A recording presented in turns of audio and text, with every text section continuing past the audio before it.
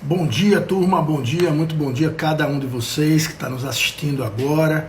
A gente vai começar mais uma vez essa maratona que a gente está propondo aqui aos sábados. São 4 especialistas, são 4 sábados e 4 temas extremamente importantes no momento que a gente está vivendo. Um abraço a todos que estão nos assistindo, meu amigo. Todo mundo aqui, o Pali da Colômbia, gente, enfim, pelo que estou vendo aqui, tem gente do mundo inteiro, né, guardando as devidas proporções. Algumas pessoas da América Latina, na verdade, pessoal da Remax Rede Pro, a Betânia, o Fábio Cachoeira, muita gente aqui, Roselene, prazer muito grande estar falando com cada um de vocês nesse momento. E eu vou convidar já para a nossa primeira live, para o nosso primeiro bate-papo, um cara que eu tenho grande admiração. Tive a oportunidade de ser aluno dele no MBA de Gestão de Franquias na FIA, USP, e a partir daí eu comecei a acompanhá-lo pela empatia que eu tive com ele, sobretudo pelo pensador que ele é em relação à gestão. Então, eu gostaria, agora vou colocar o meu amigo Sandro Magaldi, só colocar ele aqui. Estamos aqui só... Opa!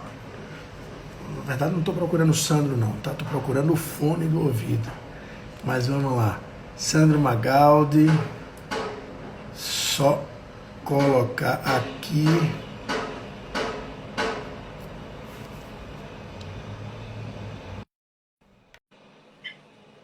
Sandro já entrando, e a gente vai bater um super papo com ele. Fala, meu amigo Sandro Magaldi, um prazer muito grande estar aqui com você falando. Bom dia, meu amigo. Nessa manhã de sábado. Tudo Prazer bem? é todo meu, Peixoto. Tá me vendo e ouvindo bem aí? Vendo e ouvindo perfeitamente. Sandro, só para quem ainda não conhece, quem se interessa Claro, em gestão no Brasil, claro. certamente conhece Sandro Magaldi. Quem se interessa e quem está ligado no que está acontecendo no mundo da gestão, conhece você. Inclusive por esse livro excelente, aliás, um dos livros, né, um livro excelente, que é o Gestão do Amanhã, é um cara que participou ativamente da HSM, que, sem dúvida alguma, é a principal escola de negócios da América Latina, uma das principais do mundo.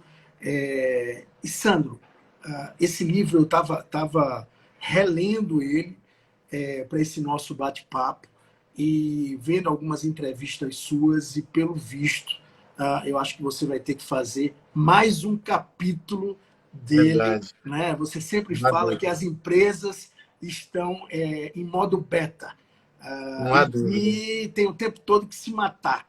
E aí, a minha Sem pergunta dúvida. para você é: o que é hoje esse momento que a gente está vivendo, na sua visão? Quais são as mudanças que a gente tem que ter nesse processo tão complicado do Covid-19? Fala para a gente. Bom dia, Sandro. Bom dia, meu amigo. É um prazer, uma honra estar aqui com você. Sei da seriedade do seu trabalho e o compromisso que você tem com o conhecimento, né, Peixoto? Como você mesmo disse, nós nos conhecemos lá quando eu dava aula no MBA da FIA, num curso específico, né, da FIA USP. E de lá para cá eu vejo que você evoluiu muito e no mercado que eu sou apaixonado, né? Eu já comentei isso mais de uma vez. O mercado imobiliário é um dos mercados que eu tenho uma grande paixão. Atuei na Folha de São Paulo, no jornal Folha de São Paulo, durante quase 10 anos. E boa parte desse tempo eu fui gerente do caderno de classificados de imóveis. Nossa, Sim. eu não sabia disso, que você tinha passado pela Folha. Eu fui diretor de jornal também durante bastante tempo e eu, graças a Deus, não estou mais em jornal, hein, Sandro? Pois Porque é. eu estou muito Mas envolvido com a naquela NJ. época, né, Peixoto, se você se recordar, eu estou falando aqui na década de 90. O principal meio de divulgação para o mercado imobiliário era o jornal em todo o Brasil.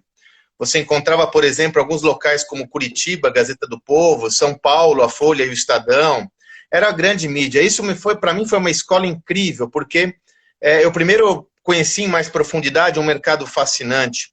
Segundo, eu basicamente negociava como o jornal era muito importante para essas companhias, eu negociava anúncios no jornal com quem sabe negociar muito. É verdade, Porque, é verdade. vocês do mercado imobiliário, basicamente, o que vocês fazem todos os dias da vida de vocês?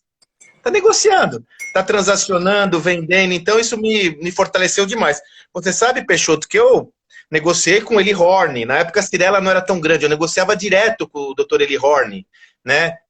O Meyer, toda essa turma do mercado imobiliário, eu tive a oportunidade de interagir pessoalmente e conhecer essa realidade do profissional de vendas do mercado imobiliário, do corretor. Então, eu sempre que alguém do mercado imobiliário me convida, eu faço de tudo para participar, porque eu tenho uma admiração muito grande pelos profissionais desse setor. Pois bem, voltando a esse tema, você sabe que desde janeiro de 2018 eu me dedico exclusivamente a compartilhar conhecimento. Né? Eu sempre fiz isso part-time, então quando eu trabalhei na HSM, eu dava minhas aulas, minhas palestras, eu tinha um acordo formal com a HSM que me permitia isso.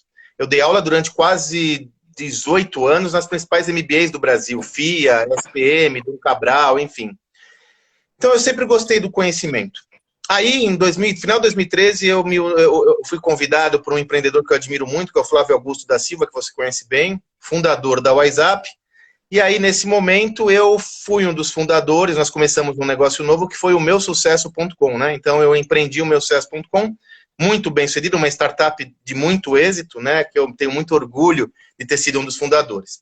Agora, eu acho que foi ali pelos anos, mais ou menos em 2017, 2016, Peixoto, eu comecei a ficar muito incomodado com a perspectiva, não incomodado, desconfortável é a palavra certa. Eu estava percebendo que alguma coisa estava acontecendo de forma muito estruturante no mercado em geral, no mundo da gestão, e a gente estava falando pouco sobre isso. A minha sensação, na realidade, eu vou ser bem sincero para você, era que tudo aquilo que eu conhecia, que eu fazia como CEO de uma startup, que eu conhecia como professor, tudo aquilo que eu fazia era incompleto. Tudo aquilo que eu realizava não tinha fit com a realidade que eu estava vivenciando, inclusive como gestor, como executivo. E aí, E só um detalhe que eu acho que é importante, como executivo de empresas, e como um grande estudioso, ou seja, na prática, exato, você iria todo dia se transformando, mudando. Eu fico imaginando a sua cabeça olhando para outros players, né? Não há dúvida. E aí, porque, veja, esse é meu modus operandi, né, Peixoto? Então, sempre que eu sou um estudante eterno, né? Eu nunca paro de estudar. E quando eu tenho uma distensão como essa, eu percebo uma simetria, eu volto para a base. Aí eu comecei a estudar. Tanto isso é verdade, que quem acompanha o meu sucesso vai perceber que lá, no mais ou menos em 2017, eu não tenho a precisão da data, nós começamos a produzir conteúdo fora do país. Que eu falei, cara, nós temos que olhar o empreendedorismo sob a ótica do que está acontecendo no Vale do Silício. Mandei uma equipe para o Vale do Silício, nós fizemos acho que 5 séries no Vale do Silício. A primeira foi a Disrupt, cujo principal objetivo foi decodificar esse código da inovação, já que no Vale do Silício, na Califórnia, é o principal cluster de empreendedorismo e inovação do mundo. Só que, amigo, ao invés de amainar a minha dor, quando eu comecei a estudar todo esse contexto, na realidade, ela se fortaleceu, porque eu falei, cara, realmente alguma coisa está mudando. Está mudando nas práticas, está mudando na forma de relacionamento. E aí, Peixoto, nada na vida é por acaso, né? Eu reencontro meu grande amigo José Salib Neto. O Salib é o fundador da HSM, um dos fundadores da HSM. Né? É o S, só o S. E o Salib também estava com a mesma sensação, Peixoto. O Salib dizia o seguinte, Sandro, eu fazia os eventos aqui na HSM, eu trabalhei 9 anos na HSM, né, Peixoto? Então, eu interagi com os principais pensadores do management mundial. Ele dizia, eu fazia os eventos aqui na HSM, eu tinha como mapear, tinha como olhar os pensadores do mundo, agora eu não sei mais quem está construindo o pensamento novo. Eu tenho uma dificuldade imensa. Para ele também o chamamento foi tão forte que ele saiu definitivamente da HSM, e aí nós dois começamos a uma ebulição de pensamento. Resolvemos começar a pesquisar.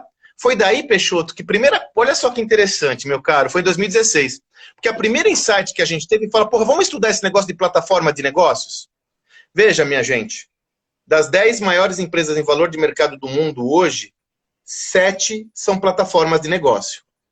Amazon, Facebook, Google, Apple, são todas Microsoft, são todas plataformas de negócio. Nós tivemos essa visão lá atrás e aí começamos a estudar e produzimos um paper, um white paper. Né? Aqui no Brasil não tem muito esse hábito, né, Peixoto? Nos Estados Unidos tem muito de você construir do pensamento um artigo estruturado, denso, 30 páginas, pegado.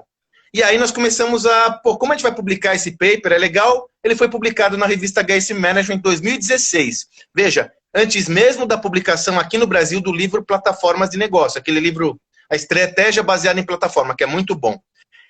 Cara, mas isso, começamos aquela ebulição, aí o Salibão deu uma ideia, falou, Sandrão, vamos buscar entender como o mundo da gestão se comportou desde a sua origem até os dias atuais para a gente explicar esse mundo atual. Olha que interessante. E aí, Peixoto, nós fizemos uma pesquisa abrangente, investimos nisso, para fazer um estudo. Quanto tempo vocês demoraram para...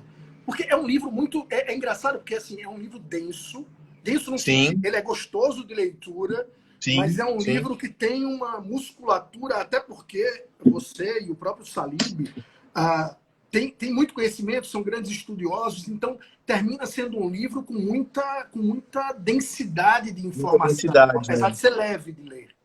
Peixoto, a gente começou a trabalhar quando veio esse insight de pesquisar a linha do tempo da gestão. A gente não tinha ideia de fazer um livro ainda. Mas aí a ideia isso, né, Sandro?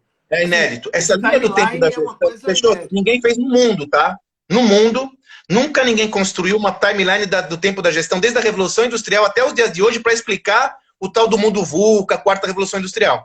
E nós tivemos um insight muito interessante, Peixoto, que foi o seguinte, se a gente for entender, e isso tem tudo a ver com o que nós passamos hoje com o Covid, todas as transformações que impactam o ambiente empresarial, elas são advindas de transformações da sociedade. Nós perdemos um pouco essa perspectiva. Muitas vezes nós achamos que a empresa é um núcleo que está envolto em si mesmo e como tal ele se desenvolve. Não! Tudo que acontece é reflexo da sociedade. E é reflexo. E aí sabe o que a gente fez? Nessa linha do tempo, você percebeu lá, né, Peixoto? A gente fez o seguinte, vamos correlacionar quais são os movimentos sociais e o que eles causaram no mundo da gestão.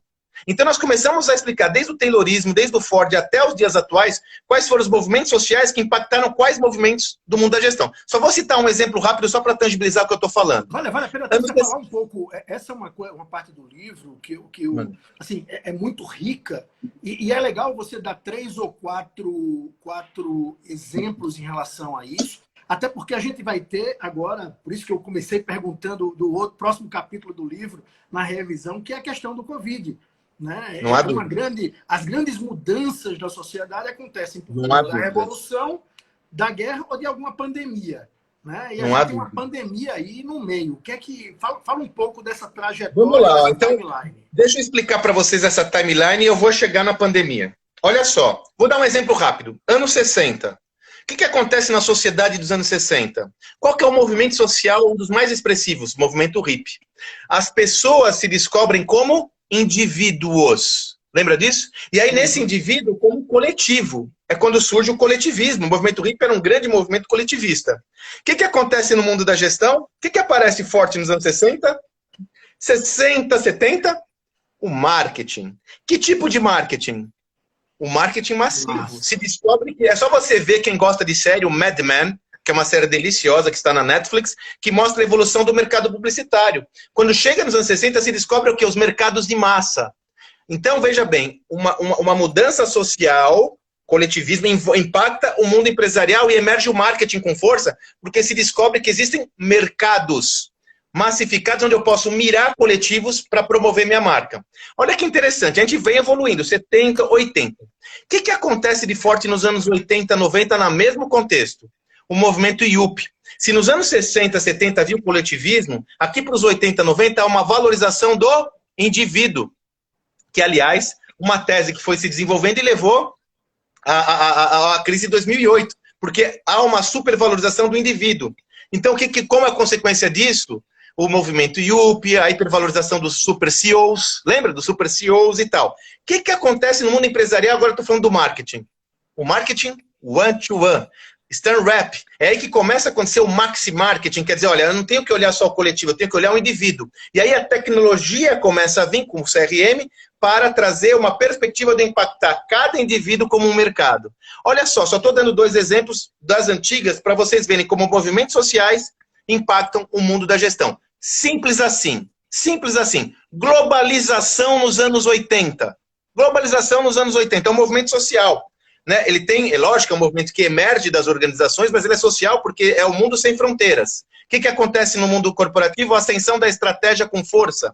Então, a estratégia que até então era focada em eficiência operacional foco nos recursos internos, ela emerge para competitividade, porque não adianta você ser melhor só que você mesmo. Você tem que ser melhor que o seu concorrente. Isso tem um impacto brutal nas vendas, porque agora o nosso cliente tem mais poder, ele tem mais informações e opções. Não adianta eu ser um leitor de brochura, não adianta eu ser um comunicador de valor, eu tenho que ser um gerador de valor. Veja que são movimentos sociais. E aí, meu amigo, aliás, só contando essa história rápida, nós fechamos esse estudo, como você disse, é um estudo inédito, ficou denso, 35 páginas, uma coisa incrível. Chegamos nesse estudo forte, o que acontece? Acabou a linha do tempo, e aí? Salibão, o que a gente faz agora? Cara, onde a gente vai publicar isso? Não tem onde publicar, vamos fazer o livro. É daí que surge a ideia de construção do livro, porque ficou legal, né? Nós falamos, chegamos agora que tá gostoso, a gente vai parar de escrever, Salibão? Agora que ficou foda, a gente vai parar? Não. Vamos para dentro. E aí a gente começa a discutir no Gestão do Amanhã o que é essa tal da quarta revolução industrial. O que é essa tal do mundo VUCA? O que é esse mundo cuja tecnologia revolucionou e gerou uma velocidade nas transformações em um nível inédito na história da humanidade? É aí que chega o Gestão do Amanhã, tudo o que você precisa saber sobre gestão, liderança e inovação na quarta revolução industrial. Nós lançamos o livro, Peixoto, em março de 2018.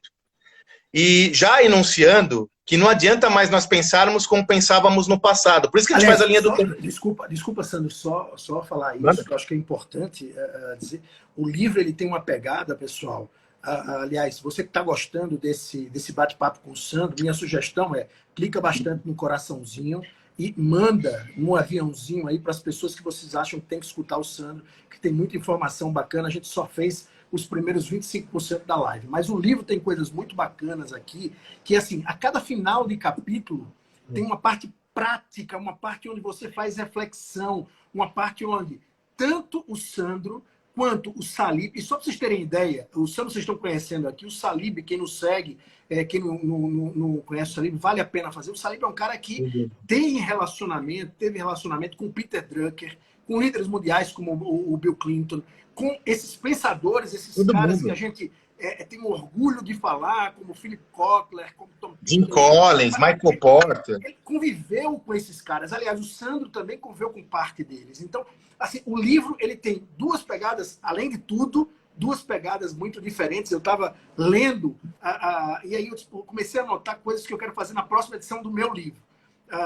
Usando aqui o seu como benchmark. Então, além das reflexões, né? Além das reflexões, quase que exercícios para fazer, ele tem uns QR Codes, onde você consegue assistir talks, né? Informações importantes através de vídeo. Então, esse livro aqui, eu interrompi um pouco o Sandro, me perdoe, Sandro, mas esse livro aqui vale muito a pena você comprar. Tá? Você então, sabe que nós estamos na 10ª edição, né?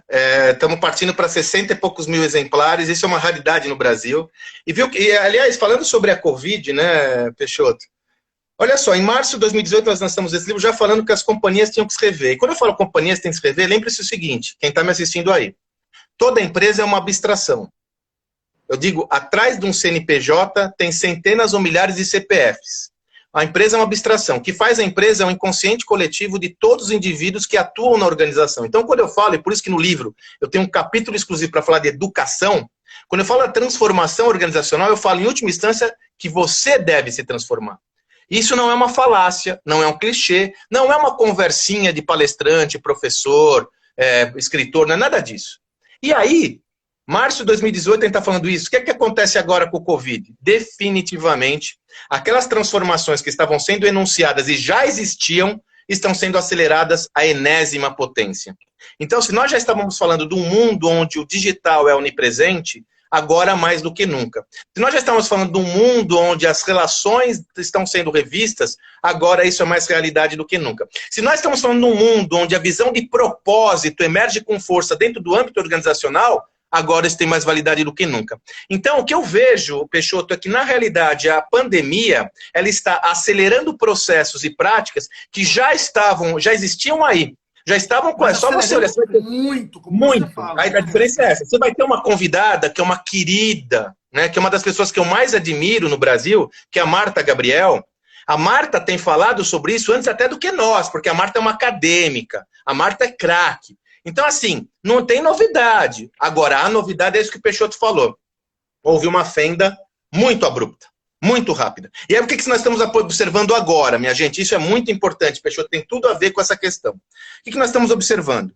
As empresas que já estavam integradas a esse novo mundo, muito mais ágil, flexível, impreciso, as empresas e indivíduos que já estavam nutrindo esse mindset, têm conseguido sobreviver com mais facilidade do que aquelas outras que estavam presas a um pensamento sectário, que estavam acomodadas a um modelo que não existe mais. Um exemplo besta. Peixoto, exemplo besta. Uma das principais ferramentas de gestão que todas as empresas têm hoje, eu não estou criticando a ferramenta de gestão, pelo amor de Deus, só estou dando como referência. Uma das principais ferramentas de gestão que todos nós utilizamos, qual é? O organograma. Você concorda? Quer dizer, o organograma, quando uma empresa precisa me mostrar o que ela é, via de regra, o seu líder me mostra o organograma. Vai pro exército, organograma, né? Vai pro então, exatamente. O organograma tem uma função básica que é mostrar o sistema de comando e controle da organização. CEO, departamentos, que cada um faz. Como o Peixoto disse, você sabe quando foi criado o organograma, minha gente? Alguém sabe disso? Pois bem, como o Peixoto comentou, o organograma foi desenvolvido pelo exército prussiano na Primeira Guerra Mundial para organizar os seus recursos. Então, olha que bizarrice. Nós estamos, no mundo que muda rapidamente, se transforma rapidamente, nós estamos adotando uma ferramenta de gestão como padrão que foi desenvolvida há mais de 100 anos. Não é necessário que eu venha aqui falar para vocês que são absurdos, você concorda? Não é necessário que nenhum especialista venha aqui comentar com você que a conta não fecha. É uma obviedade. Nós estamos aferrados a um mindset, a um modelo de pensamento, a um sistema de gestão que foi cunhado há mais de 100 anos. Veja, a estratégia tal qual nós conhecemos, a base dela remonta ao pós-revolução industrial, ela teve uma transformação importante na década de 80 com Michael Porter, mas até então ela não mudou mais nada.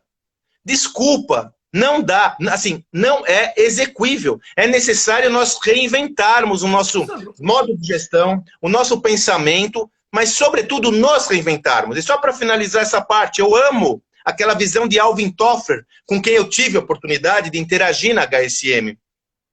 Alvin Toffler dizia, e olha que ele falou isso em 1997.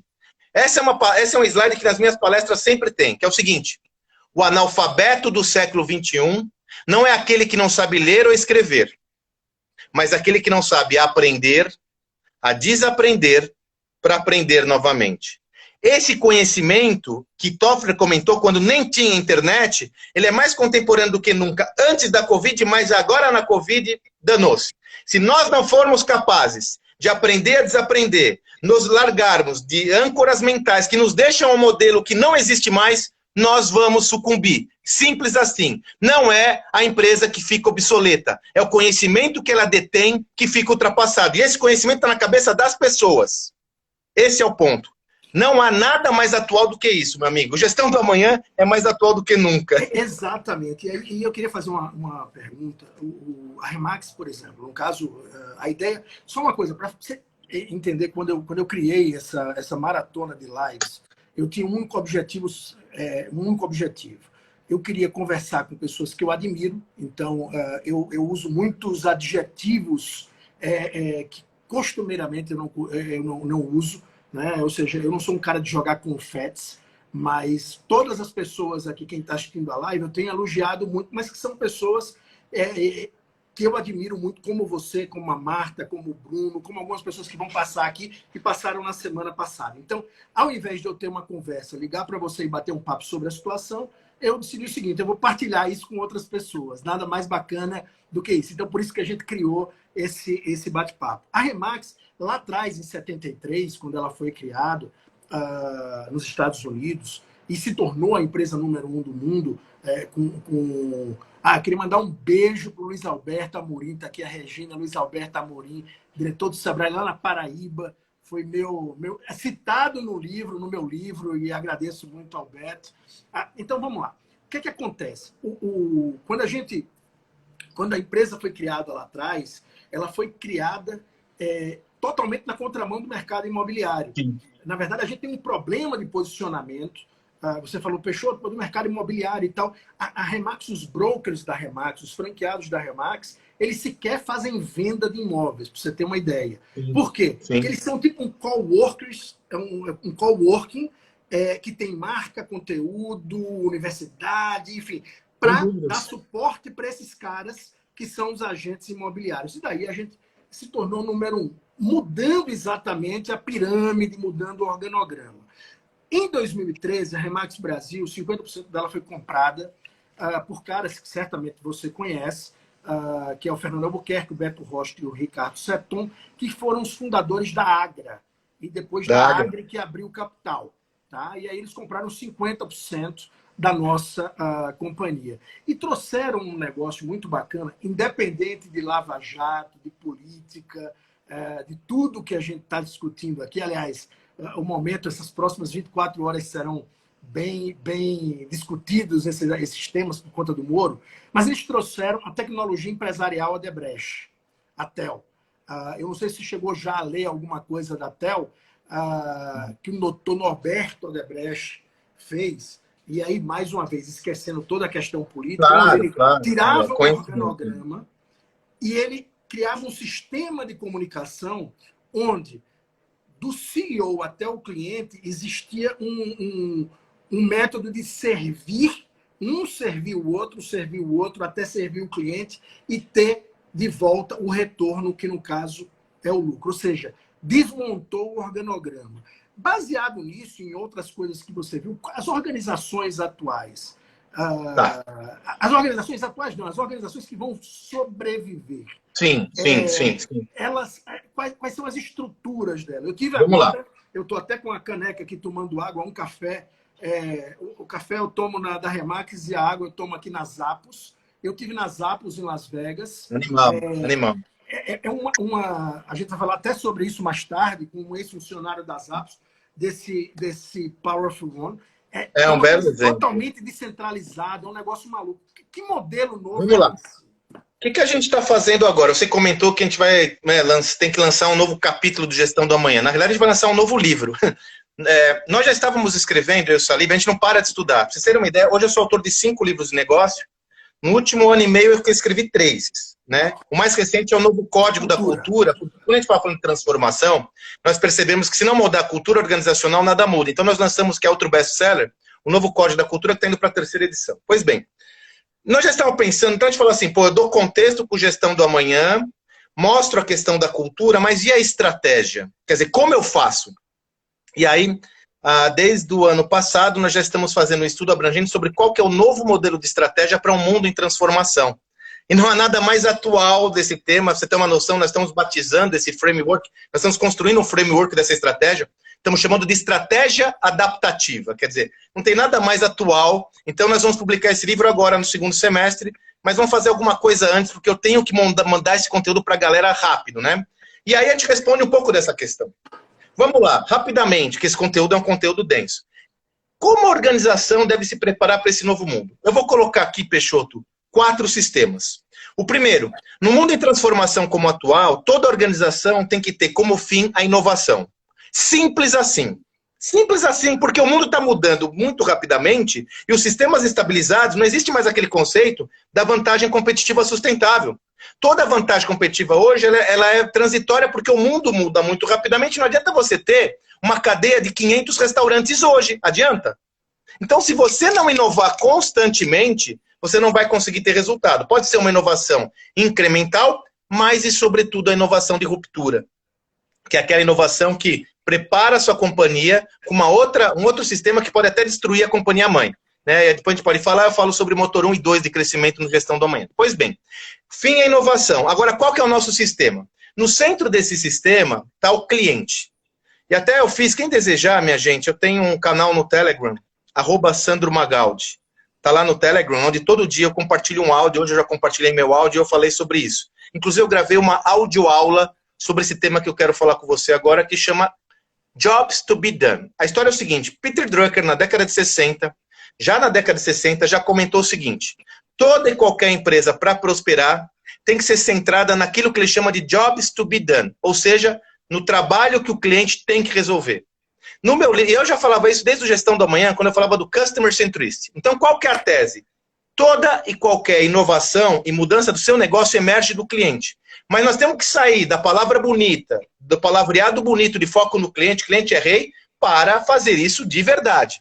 E eu digo a você, todas as empresas vencedoras dessa nova era, como elas são de base tecnológica, muitas vezes nós entendemos que elas são vitoriosas por serem tecnologia. Não é.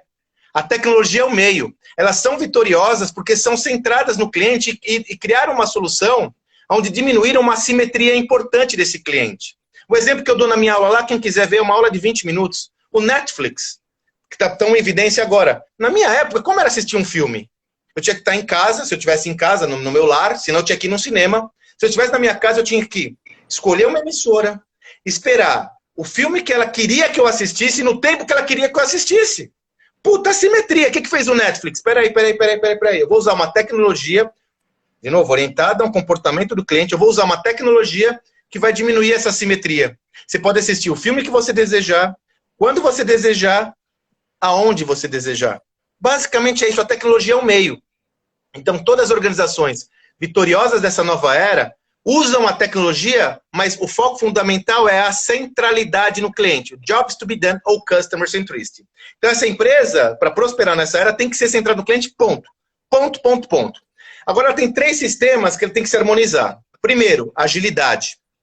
Agilidade é o nome do jogo. Nunca o darwinismo foi tão aplicado como nos dias atuais. Não são as empresas maiores que vão sobreviver, nem as mais fortes. São aquelas que se adaptarem melhor ao contexto.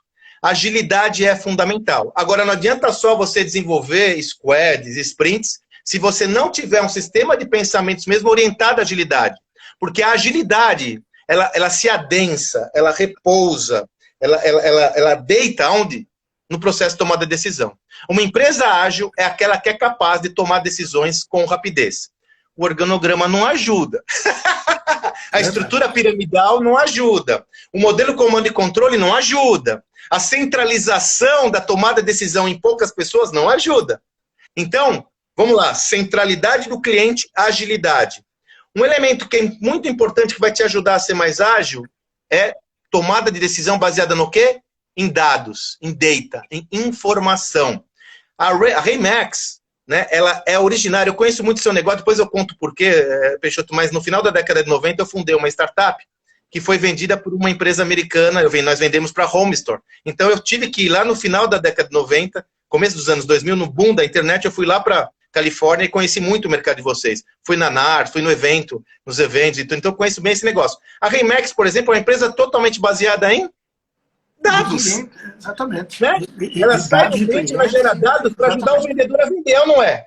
Então, assim, e totalmente descentralizada, né? É engraçado. Totalmente descentralizada. Então, para você ter agilidade e tomar decisão com assertividade, você tem que ter uma decisão baseada em dados. Não dá mais para você tomar uma decisão só no seu empirismo, porque eu acho que é, porque eu acho que vai, vamos que vai dar, isso é papinho. Agora, Sandro, você está falando que o empirismo não é importante? Nada disso.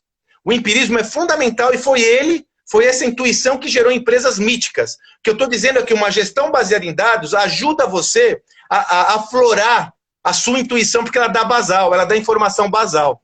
Depois eu posso contar essa história, mas eu tenho casos incríveis de empresas que os algoritmos fazem parte da nossa vida e nós nem percebemos. Nós não conseguimos hoje nos locomover sem um algoritmo. O Waze, nós não conseguimos hoje para fazer uma compra, o algoritmo nos mostra o que tem que comprar, para escolher uma música, para escolher um livro. Gente, o algoritmo está na nossa vida. Essas empresas vencedoras usam dados para potencializar a proximidade com o cliente. E nós ficamos aí falando de achismos. Aí você fala, Sandro, é impossível. Era. A tecnologia no passado era impossível e cara. Hoje ela é muito mais acessível. Você tem CRMs que você vai gastar 1.000 por mês e tem informação que você quer. Você pode fazer toda a sua gestão, depende da quantidade de clientes, em planilha de Access, sei lá o quê. Mas hoje a tecnologia está acessível. Você não pode se distanciar dela, você tem que ir de encontro a ela. Então vamos lá. Cliente no centro. Agilidade para tomar decisão rápida. Gestão baseada em dados. E último elemento, cultura organizacional. Não adianta nada você investir nos principais sistemas de informação. Não adianta nada você introjetar na sua vida, como eu disse, os squads, Scrum, Sprint, se o mindset não for orientado a esse novo mundo. Se o seu mindset for orientado a um modelo anterior, você só vai introjetar no seu negócio técnicas modernosas que vai ser pior ainda do que antes, que você vai chegar no gargalo mais rapidamente ainda. Então, se você não mudar a sua cultura, e aí eu vou trazer dois elementos dessa cultura que são fundamentais. Nós estamos baseados, e não pode ser diferente, é uma cultura totalmente orientada a resultados de curto prazo. Existe uma pesquisa da Harvard que mostra, dos professores de Harvard, que mostra que 87% das empresas no mundo têm uma cultura orientada à geração de resultados de curto prazo. Não há nada de mal nisso e realmente nós temos que ter uma cultura de geração de resultados. Afinal, veja o que está acontecendo agora, se nós não gerarmos resultados, não sobreviveremos. Mas ao mesmo tempo que você tem uma cultura de resultados, tem que ter uma cultura de aprendizado para o novo. Ô, Sandro, só um parênteses até para você complementar. Eu fiz aqui a anotação e você falou isso daí, para mim foi importante. Eu queria falar pontualmente algumas situações. A primeira, a gente está falando muito de inovação. Algumas empresas falam muito de inovação. Inovação tem que ter compromisso com a cultura a longo prazo. Sim. Tem que ter compromisso com assumir prejuízo, porque inovação custa caro. Né? Assumir risco. Muito, muito caro. Você tá, as pessoas falam em inovação e ficam olhando na Apple, mas ninguém sabe o quanto errou e o quanto teve problema, etc. Né? E a outra coisa que eu percebo também, falando um pouco de cultura, e a gente fala de autorresponsabilidade, a gente fala de uma série de coisas, e eu queria que você abordasse esses pontos aí, mas assim, você pega, por exemplo, a Netflix, que você está dizendo. Você vai estudar a cultura na Netflix, ela é uma empresa extremamente dura, ela é uma empresa extremamente... Assim, ela vai straight to the point. Ela não tem... Os colaboradores da Netflix têm uma pressão absolutamente gigante. Resultado. Eles têm zero de mimimi. Zero. É porrada. Zero. O tempo todo. Então, aí a turma hoje olha um monte de puff colorido espalhado, um monte de pebolim, um monte de... Ô, Peixoto, sabe como seria... Deixa eu falar. Sabe como seria o título do meu livro, nosso livro Novo Código da Cultura? É o título do primeiro capítulo, mas seria o título dele. Seria assim, ó, aqui a gente pensou, a editora falou, ninguém vai entender isso. Nossa, assim, ó, aqui, ó. Fizeram isso com o meu Indo além, olha só. Mas o título, mas eles estavam certos. Seguramente estavam certos. Mas o título seria o seguinte: Indo além da mesa de pebolim. Transformação cultural de verdade. Porque as empresas acham que construindo um escritório à la Google, colocando lá happy hour às sextas-feiras e deixando entrar cachorro na empresa, o pet friendly, ela vai estar mudando a cultura. Não vai. Se não mudar o sistema de pensamentos, o sistema fica mais caótico ainda.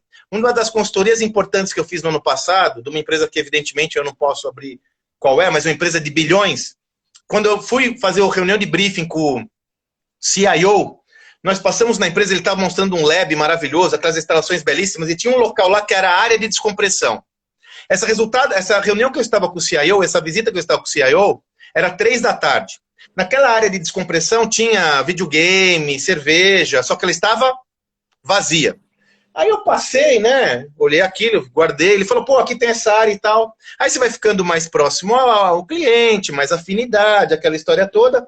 E ele me fala, Sandro, nós temos que mudar mesmo, cara. Nós temos que mudar a nossa cultura. Você tá vendo aquela área ali? Por que ela tá vazia? Por que vocês acham que às 3 horas aquela área de descompressão estava vazia? Óbvio que tá vazia, porque ele fala, se alguém vai lá, ele tem medo de ir lá às 3 horas, porque o chefe dele vai achar que ele tá bundando, que ele não tá trabalhando. Então aquela área fica cheia às 6h30, 7 horas. Tá tudo errado. Gente, assim, então, sabe qual que é meu voto? Não faça! Não faça a área e seja honesto com a sua galera, falando assim, eu não estou preparado, a nossa empresa ainda não está preparada. Vamos construir juntos esse modelo? Vamos juntos construir um modelo que seja possível compartilhar um novo modo de gestão, porque senão fica caótico, todo mundo olha e fica bizarro. E o próprio pessoal da empresa fala da bizarrice. O que adianta? Por exemplo, não, agora as decisões aqui vão ser tomadas em conjunto, com mais de uma pessoa, agora... Aqui o processo decisório é descentralizado, mas na hora do vamos ver, quem decide é o dono. E aí aquelas reuniões caóticas de comitê, onde todo mundo dá opinião, então eu falo, eu acho que não tem que ser assim, o outro fala, eu acho que não tem que ser assim. Aí o presidente olha e fala, eu acho que tem que ser. Aí todo mundo fala, é verdade, viu? É melhor desse jeito. Você não está tendo uma agilidade no processo de tomar decisão, ele continua sendo por comando e controle, está mais moderno. Quando o cara fala, eu acho que tem que ser assim, e aí eu não estou falando do presidente, eu estou falando do colaborador. Aliás, assim, hoje as empresas as que eu fiquei fã das Apps. Fã. É a empresa, para mim, hoje, que é Tony Xi, animal. Né? Animal. E assim, quando a pessoa diz eu acho tal coisa, ela, primeiro, ela tem uma responsabilidade muito grande na opinião dela, ela tem uma consequência na opinião que ela está tomando. Então, tem uma toda... Assim, não é só falar o eu acho, né, Sandro? Tem muito a ver com... O Peixoto, assim, ó, eu acho que a gente vive numa sociedade onde a gente tem o benefício de todas as ferramentas digitais. Cada indivíduo hoje é uma mídia, cada indivíduo hoje é um Roberto Marinho, cada indivíduo hoje é um Silvio Santos, né? Então isso deu voz a todo mundo, o que é muito bom. Mas eu também percebo algumas leviandades. Por exemplo, por que quando eu vou falar da nova estratégia, esse livro que eu vou falar da nova estratégia, sabe como eu começo? Que nem o Gestão do Amanhã. Nós fizemos um estudo para explicar a estratégia desde a época da Revolução Industrial até os dias de hoje, para falar o porquê essa estratégia tem que mudar. Porque senão é muito leviano eu falar, ó, eu acho que agora tem que ser assim. Agora está tudo errado, desconstrói tudo. Não, gente, opinião é uma coisa. Agora, quando você quer construir algum contexto, realmente ser valioso, influenciar pessoas, você tem que ter estofo, você tem que ter escopo. Então, o que a gente fez? Eu estou estudando uma estratégia desde a Revolução Industrial, e é lindo esse estudo. Por exemplo, quer ver um achado? Você sabia que a palavra estratégia, ela não existia até a década de 70, final da década de 70, 80, no meio empresarial? A palavra estratégia. Sabe por quê? Por quê? Até a década de 70, 80, o mundo empresarial mudou muito pouco. Sabe por quê, Peixoto? Porque a concorrência era baixa. O nível de concorrência era muito baixo, então a lógica era qual? Eficiência operacional. Então eu tinha que ser melhor do que eu mesmo, já que eu tinha mais demanda do que oferta. Nesse sentido, não era necessário pensar estratégia. Até a década de 70, 80, não havia uma aula de estratégia na principal escola de negócios do mundo, que é Harvard. Foi só na década de 80, devido à globalização, que aumentou a concorrência, que houve uma conclusão. Olha, eu tenho que ser, não adianta só ser eficiente operacional, eu tenho que ser melhor que o meu concorrente. Então eu tenho que ter uma estratégia para isso, e aí a gente tem que dar os créditos devidos. Foi Michael Porter, lá em Harvard, que começou a popularizar esse negócio. Então, assim, a estratégia até então era só utilizada para fins de guerra. Olha que delícia. Então eu tenho que estudar essa história para poder entender que é óbvio que hoje a gente vive num mundo caótico. A concorrência dos anos passados para cá, ela explodiu. Se nos anos 80 ela era alta, agora ela é gigantesca. Nesse contexto, é óbvio que eu tenho que olhar outra estratégia, porque aquela anterior não me atende. Percebe? Então, se eu não consigo fazer essa análise histórica, como eu vou conseguir criticá-la e criar um novo? Então, assim, o protagonismo nesse contexto, sobretudo no ambiente empresarial, ele demanda esforço, demanda trabalho, demanda estudo. Senão, fica boboca. Olha só, na medida em que você empodera as pessoas, você tem que ter pessoas preparadas. Por isso que eu digo, por isso que no Gestão do Amanhã eu dedico um capítulo inteiro à educação. Se nós não mudarmos nossos sistemas formais de educação, sejam sistemas estruturados pela sociedade, sejam sistemas da organização, nós não saímos do lugar. Simples assim. Se nós não mudarmos nossos processos educacionais, nós não sairemos do lugar. E a empresa, as organizações, seus líderes, devem deixar a zona de conforto, de delegar a educação para o seu colaborador e assumir parte desse processo. É claro que o protagonista é um indivíduo. Isso não tem mais volta. Eu sempre digo, eu não tô mais, quando me perguntam se é formado no quê, eu falo, não sou formado em nada, meu amigo. Eu estou me reinventando, a cada 5 anos eu me reinvento totalmente. Então é claro que eu tenho que ter o protagonismo. Agora, as organizações têm que preparar os seus ambientes para permitir com que as pessoas aprendam continuamente. Senão vai ficar para trás. Peixoto, a metáfora que eu uso sempre. O mundo é a escada rolante que vem descendo. Você tem que andar mais rápido que a escada rolante para subir, senão você vai ficar para trás, irmão. Não tem mais jeito. Muito bom, não tem mais muito jeito. bom isso. Eu queria ver se o áudio agora está melhor, que algumas pessoas estão dizendo que o áudio Para mim tá ok. Então tá bom. Segunda coisa, se você está gostando, clica aí no coraçãozinho para mais pessoas olharem essa live. Manda esse aviãozinho para quem vocês acham que é interessante. E, infelizmente, a gente já está acabando. Então, eu queria fazer algumas perguntas para o Sandro. A primeira coisa, Sandro, no final, eu vou pedir para você dar uma dica de livro, uma dica de podcast, Tá bom. um perfil no Instagram que você acha interessante seguir e um filme. Tá? Então, Tá bom. já vai colocando parte do cérebro pensando nisso. Pode mandar bala que eu já tenho tudo. Temos a seguinte situação hoje no mundo. Pessoal, quem está achando que o áudio está baixo, talvez aumentar o volume do telefone seja uma alternativa, porque eu estou vendo que algumas pessoas estão ok o áudio. Mundo no Covid-19, a gente não sabe que algumas pessoas estão falando que o Covid é uma ponte que a gente está atravessando. Na minha visão, está muito mais para uma caverna subaquática. Você de apneia, eu de apneia, fazendo apneia, e sem ver a luz no final. Isso não é uma visão pessimista. Na minha visão, é uma visão realista. O que nós temos? É o que tem para hoje. Né? Então, assim, o que muda na gestão das empresas? O que o Sandro Magaldi está aprendendo, e já que você é um cara que aprende sempre, eu não tenho dúvida disso, o que é que você está aprendendo com essa crise e o que é que você acha que vai ser o futuro do ponto de vista de gestão? Olha só, como aprendizado é a reinvenção. Reinvenção é a palavra-chave, em minha opinião. Reinvenção pessoal, reinvenção corporativa. Como exemplo pessoal, eu posso passar para vocês, quando eu decidi em 2018, janeiro de 2018, me dedicar só à minha carreira como palestrante, professor, subitamente, de um dia para a noite, todas as minhas receitas, elas sucumbiram, porque as palestras são presenciais e eu me vi com 90% de redução no meu faturamento. O que eu tive que fazer? E aí são dois temas importantes. Reinvenção rápida. Você tem que agir muito rapidamente nesse contexto. Você tem que rever sua estratégia, mas o plano tático é fundamental. Então, agilidade é o nome do jogo. Eu revejo a estratégia, mas eu aplico em pequenos experimentos, em testes, e a partir daí eu aprendo de novo para rever minha estratégia. Agora, minha gente, não é hora de ficar parado ou parada. Sim, enfim. Só que lembra do seguinte, velocidade sem direção é uma tragédia. Por isso, você tem que rever sua estratégia, desenvolve uma visão, acelera no teste, reavalia, deu certo, deu errado e vai embora. Cuida da sua mente. Por quê? Quando você pensa numa sucessão de inovações, numa sucessão de projetos novos, tem que estar claro para você que boa parte deles não vai evoluir. Então eu coloquei no ar, eu estava contabilizando 7 iniciativas. Dessas, 2 estão andando, as outras 5, umas está mais ou menos, as outras nem andaram. Eu gastei muita energia, mas elas não andaram.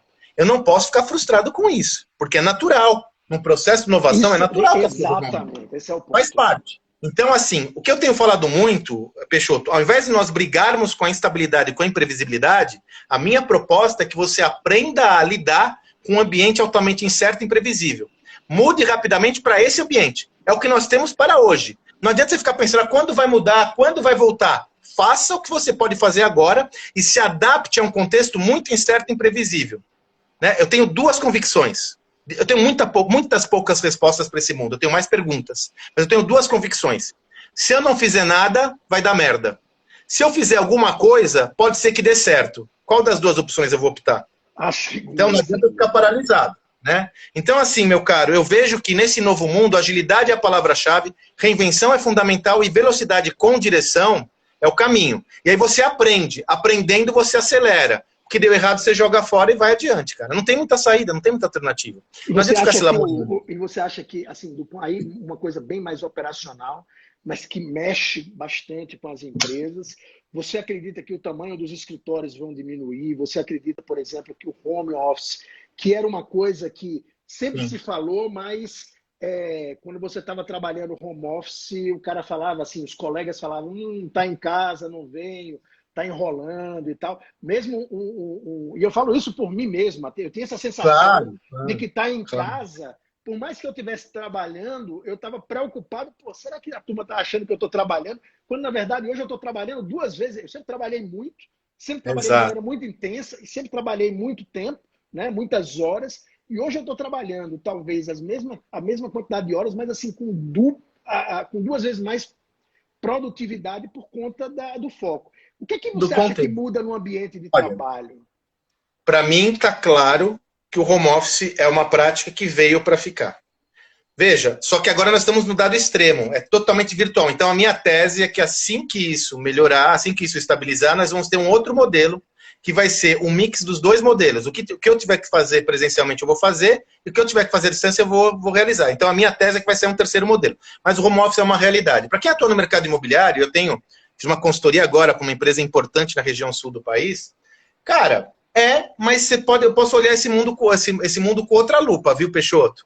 Nós nunca valorizamos tanto o imóvel como atualmente. Nunca valorizamos tanto. Então, assim, quais mudanças eu posso ter em produtos residenciais já existentes, já preparando para home office? Primeira coisa. Segundo, mas o comercial vai ter problema. Aí eu creio que no comercial vale a pena a gente refletir sobre a ótica dos coworkings.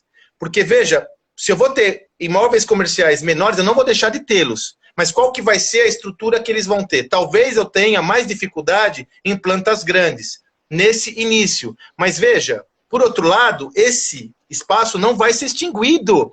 Nossa, nós temos mania de pensamento binário. Não, os espaços de trabalho vão continuar. Eu estou falando menos até, e sinceramente, menos no mercado imobiliário, mas assim, as coisas que estão na minha cabeça, por exemplo, eu estava morando em Aldeia da Serra, quem não conhece a Aldeia da Serra, fica a 30 quilômetros aproximadamente de São Paulo. A minha esposa quis mudar para São Paulo, eu moro hoje nos Jardins, só que eu comprei um terreno lá. E agora, nessa crise, eu coloquei na minha cabeça que vou construir e vou morar lá. Né? Agora, só que ao invés de um escritório na casa, terão dois, um para mim e um para minha esposa. Eu quero trabalhar também home office. Aí eu estou olhando uma sede gigante que a gente tem na Rua Estados Unidos, aqui nos Jardins, que é uma sede extraordinária, mas que eu fico pensando, será que faz sentido eu ter essa... E não tem nada a ver, a empresa financeiramente, graças a Deus, está muito bem estruturada, está hoje crescendo muito. A gente começou a crise com 361 unidades franqueadas, hoje a gente tem, um mês depois, 381 unidades franqueadas abertas e quase 100 para abrir. Então, não tem nada a ver com crise financeira, tem a ver com que operação a gente vai ter daqui para frente. Não é? Essa é a base da pergunta, está muito aí, a descentralização do centro, né? Dos centros urbanos. Será que hoje... Ficar atento a isso, meu amigo. Essas tendências vão acontecer. Está tendo uma mudança efetiva no comportamento das pessoas. Essas tendências vão acontecer e todos nós temos que ficar atentos como usufruir delas. Não tem jeito. Eu creio que nós vamos ter um outro mundo a partir disso tudo. E eu não... Gente, eu creio que esse contexto de instabilidade e de pandemias veio para ficar.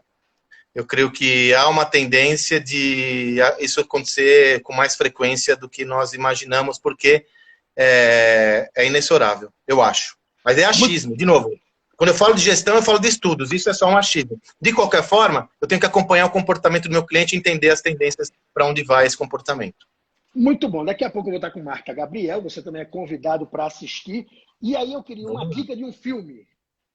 Vamos lá, eu gosto muito do filme lá do Peter Croc, do McDonald's. Como é o nome daquele filme? O Poder, como é?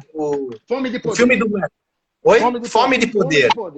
Muito eu adoro esse filme, ensina muito a gente. Bem, livros, pessoal. Os livros todos do Sandro são fantásticos. Sim. Então, mas tem um que eu posso dar como recomendação, muito atual, que é o livro do Satya Nadella. Em português apertando o F5, Hit Refresh em inglês, onde o Satya Nadella da Microsoft fala da transformação cultural da Microsoft e como ele foi o protagonista disso. É um livro que foi referência, inclusive, no meu livro, O Novo Código da Cultura. Tem que ler esse livro. Muito bom. Terceiro, perfil do Instagram que você segue ou que você acha que vale a pena seguir. Eu gosto muito do perfil da Marta, não é porque ela está aí, mas a Marta traz referências muito importantes para a gente ajudar-nos a pensar adiante. Então, o perfil da Marta Gabriel é um dos que é um que está na minha timeline sempre. Marta Gabriel com H, pessoal. Com H.